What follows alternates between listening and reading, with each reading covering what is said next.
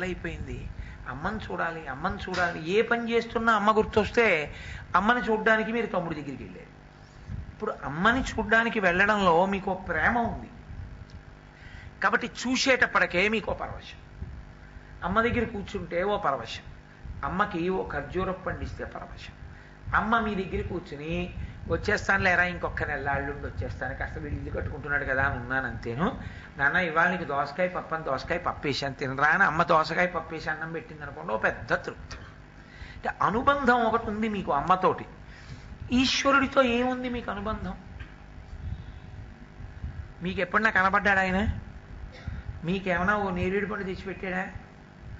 మీరు పడుకుంటే దగ్గర కూర్చుని ఏమైనా మాట్లాడా? మీరు నిద్ర లేచినప్పుడు ఏమైనా ఇవాళ ఏ పని మీద వెళ్తున్నావు, ఏమిటి శుభం భూయా అని ఏమైనా అన్నాడా? ఎందుకు ఇంకా అనుబంధం ఏముంది అసలు? అంటే నిశ్చయం చేసేది బుద్ధి.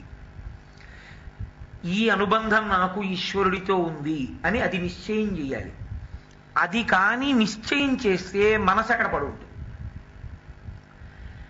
మీరు చూడండి, లోకంలో ఒక విచిత్రమైన లక్షణం ఉంటుంది. ఎదురింటి ఆయన దగ్గర కుక్క ఉంటుంది, అది ఆయన 2 నెలల నుంచి పెంచుతున్నాడు. అది ఇంకా కొంచెం చిన్నదిగా ఉంది. ఏమంటే మీరు ఇంకో కుక్కను తెచ్చుకుంటానంటున్నారు కదా, లేకపోతే మీ దగ్గర 2 కుక్కలు ఉన్నాయి కదా, నాకు ఆ కుక్కని ఇస్తారా అన్నారు. సరే పట్టుకెళ్ళండి అని ఆయన కుక్కని ఇచ్చాడు. అది అన్నం తిందో తెలుసా మీరు తీసుకొచ్చి పెడితే? అప్పుడు ఆ యజమాని ఏం చేస్తాడంటే ఓ వారం రోజులు అతనే వచ్చి అన్నం పెట్టాలి. అతను అన్నం పెట్టిన తర్వాత మీరు గొలుసు ఇప్పారనుకోండి, అది గోడ దూకా ఇంటికి వెళ్ళిపోతుంది. ఎందుకంటే ఆయన మీదే అనురక్తి దానికి. మెల్లిగా మీరు అన్నం పెట్టి మీరు సేద తీర్చి మీరు అలవాటు చేసుకున్నారనుకోండి, కొన్నాళ్ళు పోయిన తర్వాత మీరింటికి రాకపోతే అన్నం తింటారు. మీరు రాత్రి 9ంటికి వచ్చారనుకోండి, వచ్చి గేటు తీసుకుంటుంటే అది తోక నడుము ఊగిపోయేటట్టుగా ఊపేసి గబగబా వచ్చి కుయ్ కుయ్ కుయ్ కుయ్ కుయ్ కుయ్యమని మీదడిపోయి 2 కాళ్ళు ఎత్తేసి గుండెల మీద వేసేసి ఎంత పొంగిపోతుందో. అంటే ఒక అనుబంధాన్ని ఏర్పరచుకుంది అది. మీకు ఈశ్వరుడికి ఏదైనా అనుబంధం ఉందనుకోండి, ఆ అనుబంధాన్ని నిశ్చయం చేసేది బుద్ధి, నిర్ణయం అది చేస్తుంది. అది నిర్ణయం చేసేసింది అనుకోండి, కుక్క పడున్నట్టు మనసు అక్కడ పడుంటుంది. అప్పుడు ఆ మనస్సు తిరుగుతూ ఉంటుంది అక్కడే. అప్పుడు ఇక దాటి వెళ్ళిపోదు, అక్కడి నుంచి వెళ్ళిపోదు. అలా వెళ్ళిపోకుండా ఉండాలి అంటే బుద్ధి కూడా వెళ్ళాలి అక్కడికి. అందుకని ఆయన అంటున్నాడు, నీ మనస్సు నా దగ్గర పెట్టాను లేదు, మనసు బుద్ధి కూడా పెట్టు అన్నాడు. ఇప్పుడు బుద్ధి పెట్టాలి అంటే, నిశ్చయం బుద్ధి చెయ్యాలి అంటే మీకు ఆయనతో ఏదో అనుబంధం మీకు తెలియాలి. నాకు ఈ అనుబంధం ఉంది ఈశ్వరుడితో అని మీకు ఎరుక రావాలి. ఆ ఎరుక రావాలి అంటే ఆయనతో అనుబంధం ఉంది అనుకోవడానికి మీకు ఆయన ఎదురుగుండా కనపడినవాడు కాడు, ఒక ఆకారంతో మీతో ఉన్నవాడు కాడు. మీ ఇంట మీ అన్నదమ్ముళ్ళ, మీ భార్యలా, మీ బిడ్డలా, మీ తండ్రిలా, మీ తల్లిలా ఆయనే మీతో కలిసి తిరుగుతున్నట్టుగా మీకు ఎరుకలోకి రావట్లేదు. ఒక మనిషిగా ఏం లేడు ఆయన మీతో. ఓ పూజా మందిరంలో ఉన్నాడు, ఓ బాగుండదు పెట్టుకున్నాడు అంతే. ఆయన ఎప్పుడన్నా పెడతాడా అంటే ఏమో చెప్పడం చాలా కష్టం. ఒక్కొక్కసారి అయితే ఇల్లంతా 36 గదులతో కట్టేసి వంటింట్లో గ్యాస్ సింకు కింద ఓ చిన్న గూట్లో బిక్కు బిక్కుమంటూ ఉంటాడు ఈశ్వరుడు. పాపం అవకాశం లేని వాడు అలా కట్టుకుంటే నేనేం తప్పు పట్టను. 36 గదులు కట్టుకున్నటువంటి వాడు ఈశ్వరుడి కొరకు ఒక గదిని కేటాయించలేడు.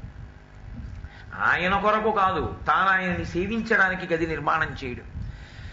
ఆ అడ్డమైనవి తులుచుకునేటటువంటి సింక్ ఒకటి ఉంటుంది, దాని కింద బొద్దింకలు బాగా పడుతుంటాయి. దాని కింద కొద్దిగా ఖాళీ ఉండిపోతుంది, పెట్టుకుంటే ఫినాయిల్ సీసా పెట్టుకోవాలి, లేకపోతే ఈశ్వరుణ్ణి పెట్టుకోవాలి. 2 పనులకు పనికొస్తుంది. సాధారణంగా పూజా గృహము అనేటటువంటిది ఇవాళ అక్కడే ఉంటుంది, చాలా ఇళ్లలో అక్కడే ఉంటుంది. ఎందుకని అంటే అనుబంధం ఏమీ లేదు, అనురక్తి ఏమీ లేదు. నేను ఒకనకొకప్పుడు నిజంగా తెల్లబోయాను. ఒక ఆయనతో కలిసి ఏదో, అసలు నేను వెళ్ళడమే తక్కువ, ఏదో రెండంటే ఏదో ఆయనతో మాట్లాడుతూ బట్టల కొట్లోకి వెడితే ఆయన ఓ పంచెల చాపు చీర కొన్నాడు. పండక్కి బట్టలు కొంటున్నానండి మా ఇంట్లో వాళ్ళకి అన్నాడు. నాకు తెలిసి ఆయనకి తల్లి లేరు తండ్రి లేడు, ఆయన భార్య కొడుకు కూతురు. ఆయన ఓ పంచా చీర కొన్నాడు. నేను తెల్లబోయి పంచా చీర ఎవరికండి అన్నాను.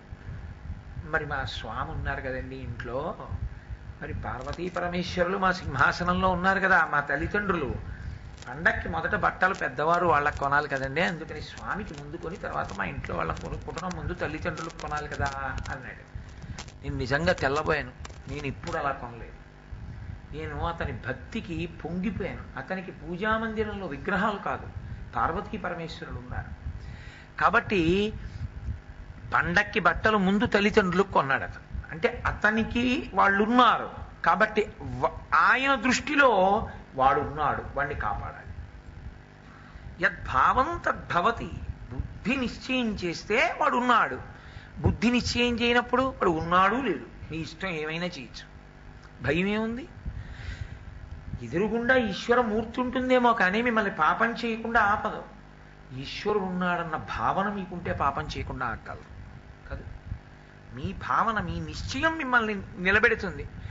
చెట్టు మీద ఉంటే కొమ్మ, గూట్లో పెడితే బొమ్మ, మీ పూజా మందిరంలో ఉంటే అమ్మ. మీ భావన ప్రధానం. కాబట్టి ఈశ్వరుడు అంటున్నాడు, నా యందు బుద్ధిని కూడా పెట్టు, మనసు నిలబడుతుంది. ఏమిటి అనుబంధం ఆయనతో మీకు? ఎందుకు అసలు ఆయనతో అనుబంధం ఉండాలి? దీన్ని శాస్త్రములు అనేక భాషలలో అనేక రకములుగా మాట్లాడే. ఇదిగో ఇక్కడ నీకు ఈశ్వరుడికి అనుబంధం ఉంది, బాగా గమనించు, బాగా గమనించు అని శంకరులే భజగోవిందంలో చోట అన్నారు. యావత్ పవనో నివసతి దేహే తావత్ పృచ్చతి కుశలంగీ గతవతి వాయౌ దేహాపాయే భార్యా బిభ్యతి తస్మిన్ కాయే అన్నారు. ఊపిరి తీసి విడిచిపెడుతున్నంతసేపు బాగున్నారా బాగున్నారా బాగున్నారా అంటారు. ఊపిరి విడిచిపెట్టి తీయకపోయినా, తీసి విడిచిపెట్టకపోయినా ఆ శరీరం అక్కడే ఉన్నా, మా నాన్నగారు ఉన్నారండి, మా నాన్నగారు పోయారండి, మా నాన్నగారి పార్థివ శరీరం ఇది అంటాడు. అని ఎంత తొందరగా తీసుకెళ్ళిపోతారు, మేము వంట చేసుకోవడానికి వీలు లేకుండా పోయిందంటాడు. తీసుకెళ్ళి దహించేస్తున్నారు ఆ శరీరాన్ని. బయట హోర్న వానమ్మా, కట్టెలు వెలగవు, విపరీతమైన తుఫాను, బుద్ధిగా అరుగు మీద వదిలి ఎలా వెళ్ళిపోతామమ్మా? ఇన్ని సంవత్సరాల నుంచి పడుకున్నావుగా గదిలో, ఇవాళ రాత్రి కూడా బెడ్రూమ్లో మంచం మీద ఉంచుతాం, ఇద్దరు పడుకోండి అన్నారనుకోండి భార్యని. ఆవిడ అంటుంది, ఇంకా భర్త ఎక్కడున్నాడు, వాడు ఎప్పుడో పోయాడు, తస్మిన్ కాయే, అది శవం, ఆయన శరీరం అది. అయ్య బాబోయ్, బిభ్యతి, భయపడుతుంది. రాత్రి ఒక్కదాన్ని శవం పక్కన పడుకోనా అంటుంది, ఆయన పక్కన పడుకోనా అందో. నీ బతుకుకి గౌరవం ఎక్కడంటే ఊపిరి వెళ్ళి బయటికి రావడంలో. పెళ్ళం పడుకుంది పక్కన, ఆ ఊపిరిని ఈశ్వరుడు ఆపేస్తే భార్య కూడా పడుకోదు, భయపడుతుందిరా. లోపలికెళ్ళి పైకొచ్చిన వాడి వలన గౌరవం. ఎక్కడున్నాడంటే నీకు అనుబంధం లేదు. రాత్రి నువ్వు నిద్రపోయినప్పుడు నీ ఊపిరి తీసినవాడు వాడు, ఊపిరి విడిచిపెట్టినవాడు వాడు. వాడి వలన నిన్ను బాగున్నారా అని అడుగుతున్నారు. ఊపిరి తీసి ఊపిరి వదిలిపెడుతున్నాను కాబట్టి నేను ఇలా వస్తుంటే మీరు నిలబడుతున్నారు. నేను ఊపిరి తీసి ఊపిరి వదులుతున్నాను కాబట్టి నేను ఇక్కడ కూర్చుంటే మీ అందరూ అలా నిలబడ్డారు.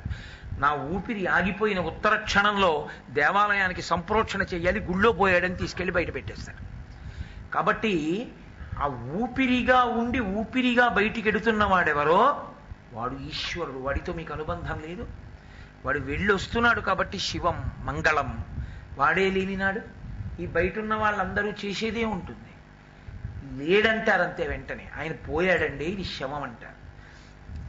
ఈశ్వరుడితో నీకు అంత దగ్గరి అనుబంధం ఉంది. ఆయన ఉంటే మిగిలిన అనుబంధాలు, ఆయనతో అనుబంధం తెగితే మిగిలిన అనుబంధాలు అన్నీ తెగిపోతాయి. అది మూలకందం. ఈ అనుబంధం మీకు జ్ఞాపకం ఉందనుకోండి, వాడు కనపడకుండా మీరు నిద్రపోతుంటే ఊపిరి తీస్తున్నాడు, మీరు నిద్రపోతుంటే ఊపిరి విడిచిపెడుతున్నాడు.